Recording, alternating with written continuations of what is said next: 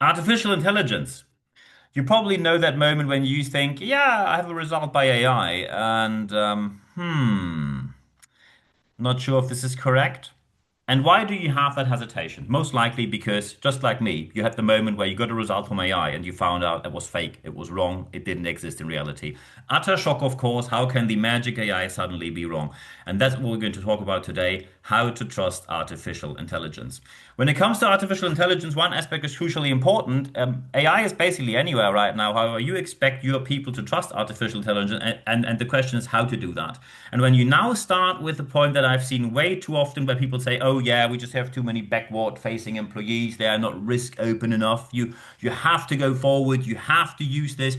We have a culture of tolerance when something goes wrong. And usually within 15 minutes, someone steps up and said, I remember that example where someone did something wrong, and the only thing that happened was they faced massive consequences, negative consequences. And that's exactly the problem here. When you see that suddenly someone took the step forward and they face negative consequences, usually people immediately stop using a technology because they say, oh, it's all about risk averse again. So, not my name here in the first row. How to gain trust in artificial intelligence in your organization. First, of course, about a disclaimer, I'm going to show you a source in a minute. It's all under the Fair Use Act, so I can quote this here, and of course, Zitierrecht quotation right in German law.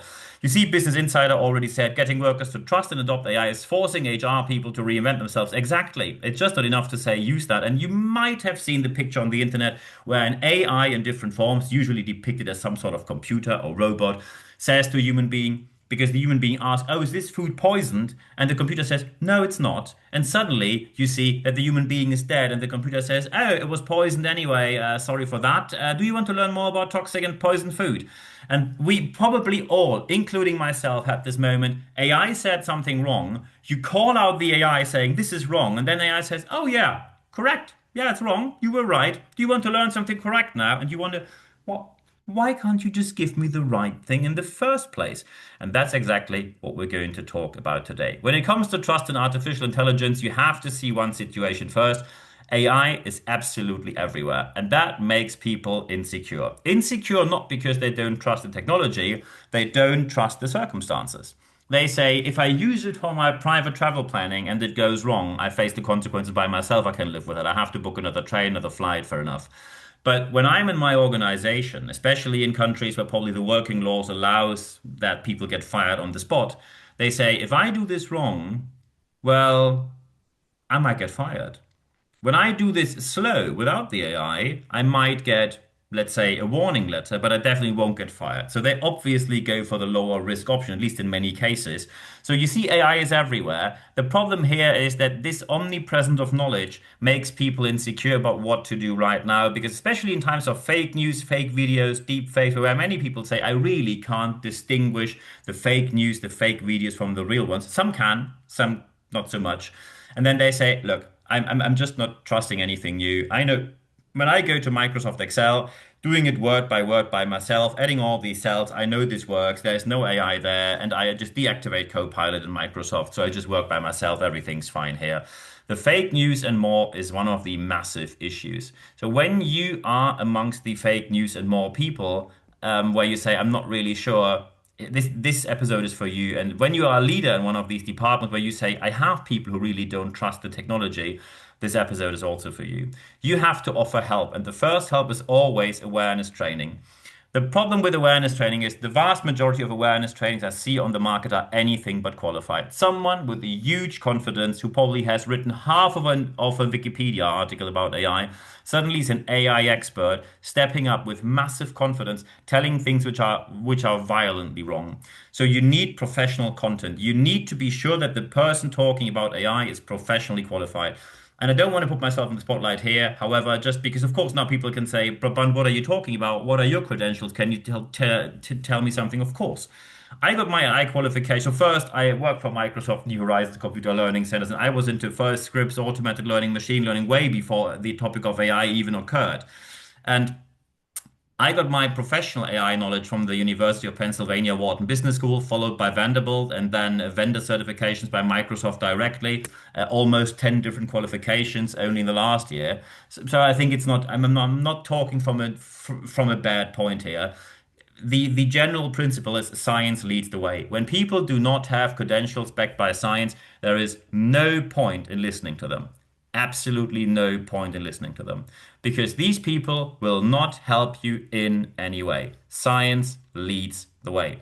Very important here is when you now say, yeah, but we are such a large organization, it's just too complicated to train all of them. Or you're on the other end of the scale, you say, oh, we're such a small organization, we don't have the resources. Look, during the last 12 months, I probably gave about 50 different awareness training when it comes to regarding AI, when it comes to AI regarding AI on a global scale, anywhere in between from Australia to Canada, South America to Japan, all over Europe, on site and online. And it really is about planning. Large organization, I just gave one awareness training for 50 managers. First, we had a group of 500 for a general training, then 50 for a more specific training, and then we have groups of five for very specified training, very specialized training for each department. So it goes from 500 to 50 to 5. So anyone gets a bit of general knowledge, a bit more specified, and then specialized just for them. Very important here, the implementation is always based on professional qualification. When you put people to the front who are not professional trainers, not professional coaches, do not hold the credentials, have no qualification, methodology, didactics, education, there's no chance this is going to work. Plus the scientific education you need in AI. And when you say there aren't many, I agree, there aren't many. But that's not your people's problem. When you say there aren't many, so you get some bad, cheap ones, people will not listen. And even if they listen, they will simply say, yeah, I took the online training, tick the box, I will change, let me check, nothing. I will simply continue as always. And that is a massive issue. Professional qualification is always step number one. And the most important part of any department is leaders must lead. I have seen way too many examples where leaders said, oh, great, all of my people are qualified, so you do this now because I do whatever I do just as I've done before.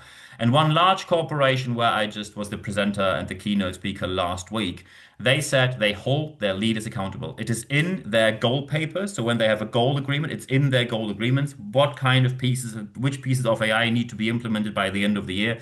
So they are valued and they also receive bonuses or the opposite of bonuses when they do not achieve these goals. In smaller organizations, usually people stick to what they invested money in because often owners are there or someone who invested in the company saying, I put money on the table, so please do what I invested for. And people say, look, we all own this here and we all make it happen together.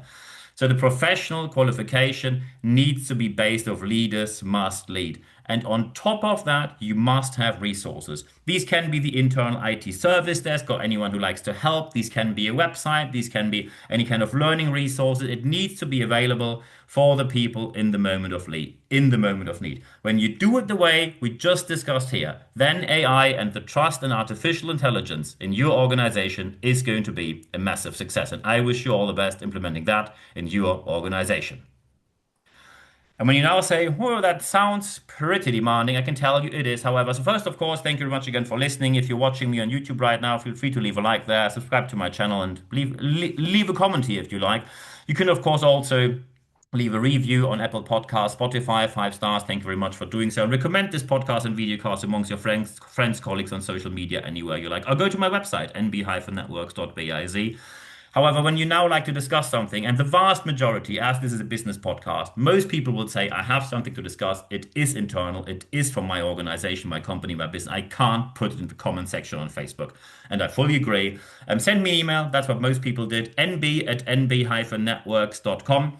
If you send me an email, I guarantee you to get back to you within 24 hours or less. So I'm looking forward to hearing from you. If you need something very specific, a trainer, speaker, coach, consultant, mentor, project interim manager, let me know. If you just have a couple of questions and we have a discussion there, feel free to do so as well. Looking forward to hearing from you.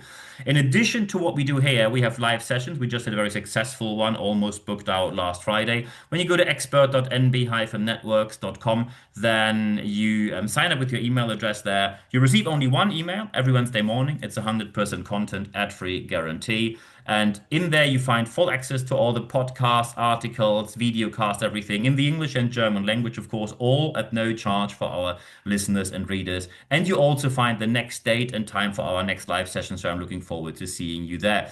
Of course, you can also just connect with me on LinkedIn and text me there, or just follow me on Instagram and text me there. You can also like me on Facebook or follow my YouTube channel. Looking forward to hearing from you. Any message is going to be answered within 24 hours or less, meaning if you don't get an answer within 24 hours, your message probably didn't get through, but usually messages get through. So I'm looking forward to hearing from you. However, the most important bit is always the last thing that I say.